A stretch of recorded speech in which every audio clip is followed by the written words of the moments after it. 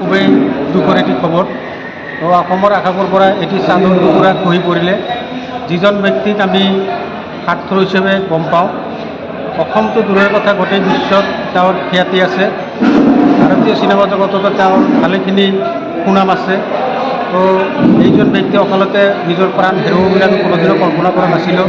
তো যিয়ে নহওক, ভগৱানে হয়তো সকলোকে এদিন নহয় এদিন লৈয়ে যাব, আমিও এদিন যাবই লাগিব। তো তেখেতৰ এই বিদেহী আত্মাৰ সৰ্বগামী কামনা কৰি তেখেতক আমি এই বাগমাৰা চহৰ নৱগতি মতলা বাৰঘাট পৰিচালনা কমিটিৰ তৰফৰ পৰা তেখেতৰ বিদেহী আত্মাৰ চিৰশান্তি কামনা কৰিছোঁ। আজি আমি বাগমাৰা বজাৰত এটা বাৰঘাটৰ মিটিং বহিছিলোঁ। আমি এটা খবৰ পাওঁ, বৰ দুখৰ বিষয়।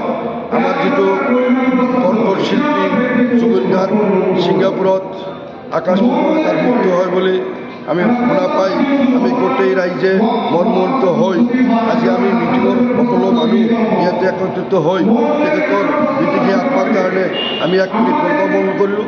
আশা ৰাখিছোঁ তেখেতৰ বিদেহী আত্মাই যাতে শান্তি পায়। তেখেতৰ পৰিয়ালবৰ্গলৈ আমাৰ এই বাগমাৰা চহৰ বজাৰৰ পৰা এটা সমবেদনা জ্ঞাপন কৰিবলৈ আমি আহ্বান ৰাখিছোঁ।